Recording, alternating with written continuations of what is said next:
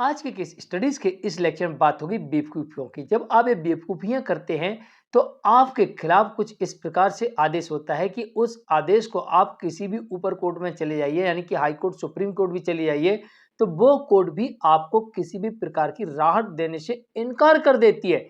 साफ कहती है जो आपने गलती की है इसके लिए यही पनिशमेंट आपके लिए बिल्कुल सही है। तो चलिए आज एक इस स्टडीज के इस लेक्चर में आपके समक्ष एक जजमेंट रखेंगे। उस जजमेंट में पति की गलती बताएंगे। ये गलती, ये बेवकूफी ना पति को करना चाहिए ना पत्नी को करना चाहिए।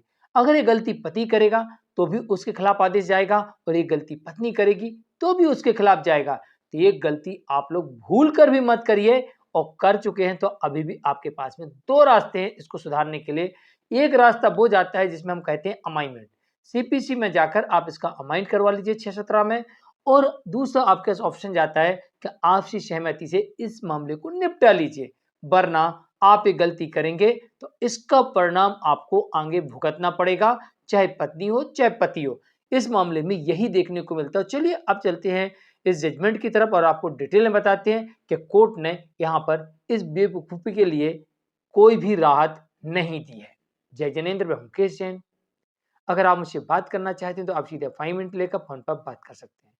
अपॉइंटमेंट के लिए या इस तरह जजमेंट्स के पैकेज के लिए जिसमें आपको 150 से अधिक जजमेंट्स मिलेंगे, या अन्य किसी जानकारी के लिए दिए गए नंबर पर आप हमें एक छोटा सा मैसेज लिखिए। इसके बाद हम आपसे संपर्क करेंगे। वीडियो को लाइक और शेयर कर दिए। चलिए शुरुआत करते हैं। सबसे पहले इस मामले की तरफ चलते हैं।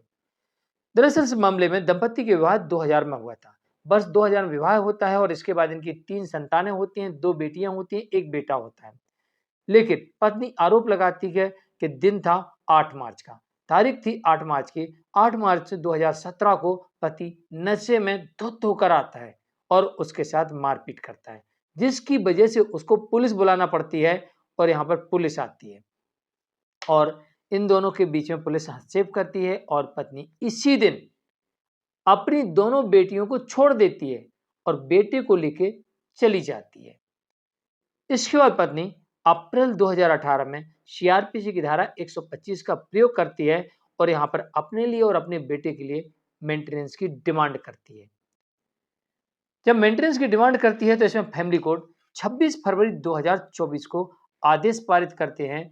और इसमें आदेश में यह कहा गया है कि 4 जुलाई 2018 से, यानी कि आवेदन दिनांक से, जिस दिन केस रजिस्टर्ड हुआ है उस दिन से लेके आपको भरण पोषण देना है।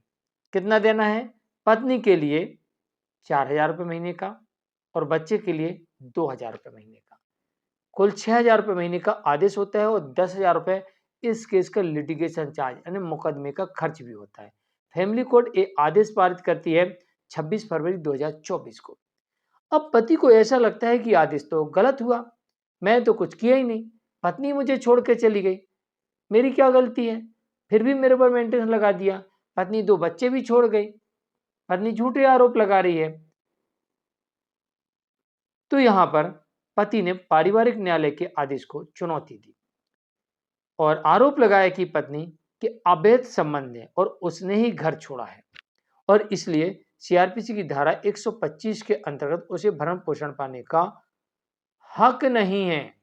और साथ में पति यह भी कह रहा है कि ऐसे आरोप जो कि विरोधाभासी है, जो पत्नी आरोप लगा रही है, बयान दे रही है, कह रही है, वो सब विरोधाभास से भरे हुए हैं, जिससे उसे मानसिक क्रूरता का सामना करना पड़ रहा है।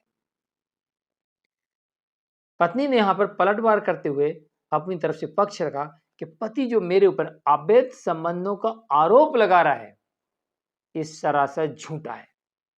मेरा किसी के साथ कोई अवैध संबंध नहीं है और पति के पास में अवैध संबंध को साबित करने के लिए कोई भी प्रमाण नहीं है। तो किस आधार पर मेरे ऊपर ऐसे आरोप लगा रहा है, किस आधार पर प्रमाण लगा रहा है? दूसरी बात इस बात की पुष्टि करती है कि भाई मेरे साथ पति ने 8 मार्च 2017 को जो शराब पीकर मारपीट की थी, मैंने उस दिन पुलिस बुलाई थी और ये पुलिस की कंप्लेंट है। तो यहाँ पर उच्च न्यायालय ने यह कहा कि जो पति ने पत्नी के विरुद्ध अवैध संबंधों के आरोप लगाए हैं और कोई भी पति के पास प्रमाण नहीं है, तो ऐसी स्थिति में यहाँ पर पत्नी को मानसिक प्रताड़ना का सामना करना पड़ा और ये कहीं से कहीं तक क्षम्य नहीं है, क्योंकि एक ऐसा आरोप है कि किसी व्यक्ति के ऊपर अगर अवैध संबंधों का आरोप लगाया जाता है तो उसके मन को भारी क्षति पहुंचती है। तो ऐसी स्थिति में इस झूठे आरोप की वजह से कोर्ट ने माना कि पति पत्नी के विरुद्ध मेंटल क्रूरल्टी कर रहा है, क्योंकि पति ने आरोप तो लगाया लेकिन उसके पास में इस आरोप को साबित करने के लिए कोई भी सबूत नहीं है। इस कारण से कोर्ट ने माना कि पति पत्नी के ऊपर झूठे लांछन लगा रहा है, झूठे आरोप लगा रहा है, जिसकी वजह से पत्नी को मेंटल क्रूरल्टी हो रही है। और इस कारण से यहाँ पर यह कहा कोर्ट ने कि जो फैमिली कोर्ट की तरफ से आदेश दिया गया है वो बिल्कुल सही है। इसमें किसी प्रकार की कोई त्रुटि नहीं है, इसमें कोई भी सुधार करने की आवश्यकता नहीं है। जैसा है बिल्कुल सही है, वैध है, इसमें किसी प्रकार का कोई हस्तक्षेप नहीं किया जाएगा। और पति की जो पुनरीक्षण याचिका थी इसे कोर्ट ने रद्द कर दिया। आप ये गलती कभी मत करना, बिना सबूत के ऐसे गंभीर एलिगेशन मत लगाना। अगर आप इस तरीके के बिना सबूत के गंभीर एलिगेशन लगाते हो, खास तौर से अवैध संबंधों जैसे, तो ये आपको बुरी तरीके से कोर्ट में फंसा सकते हैं। यहाँ पर यह साबित हो गया कि पति ही पत्नी के ऊपर इस तरीके के झूठे आरोप लगाकर पत्नी को मानसिक तौर से टॉर्चर करता है, मानसिक प्रताड़ना देता है, इसलिए वो मजबूर है अलग रहने के लिए। और इस कारण से यहाँ पर पत्नी के फेवर में कोर्ट ने आदेश दे दिया और पति को कोई राहत प्रदान नहीं की। जजमेंट आया था दिल्ली हाई कोर्ट की तरफ से और जिसका क्रिमिनल रिवीजन पिटीशन नंबर है 914/2024 और इसका आदेश आता है 23 मई 2025 को। जानकारी के लिए कमेंट में जरूर लिखिए, वीडियो को लाइक शेयर कर दीजिए। एक बात का विशेष ध्यान रखिए, अगर आप किसी के विरुद्ध आरोप लगाते हैं तो आपके पास में उस आरोप के सबूत होना चाहिए। चाहे पति हो चाहे पत्नी हो, अगर वो अपने पार्टनर के प्रति अवैध संबंधों के आरोप लगाते हैं तो इनके पास में प्रॉपर सबूत होना चाहिए, अन्यथा ये आदेश आपके विरुद्ध जाएगा। क्योंकि यहाँ पर किसी के प्रति अवैध संबंधों जैसा आरोप लगाना, कुल मिलाकर उसके प्रति आप मेंटल क्रूरल्टी कर रहे हैं। सीधा तौर पर सीधा अर्थ इसका निकाला जाता है, क्योंकि आरोप गंभीर होता है, इससे इसकी मानसिक प्रताड़ना होती है, सामाजिक छवि खराब होती है और इससे उसे केस लड़ना पड़ते हैं, जिससे उसे आर्थिक नुकसान भी होता है। तो ऐसे में इस आरोप से चाहे पति हो चाहे पत्नी हो, 3 प्रकार का नुकसान उसे उठाना पड़ता है। इसलिए कोर्ट ने माना कि यहाँ पर जो आदेश हुआ है वो बिल्कुल सही और उचित है। नमस्कार।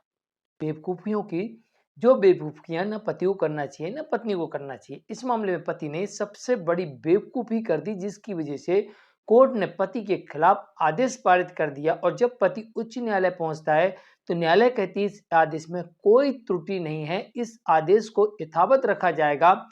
और पति को कोई भी राहत देने से सीधे तौर पर कोर्ट ने इनकार कर दिया और कहा कि जो आपने ये कृत्य किया है इस पर राहत नहीं, ये आदेश सही है आपके लिए।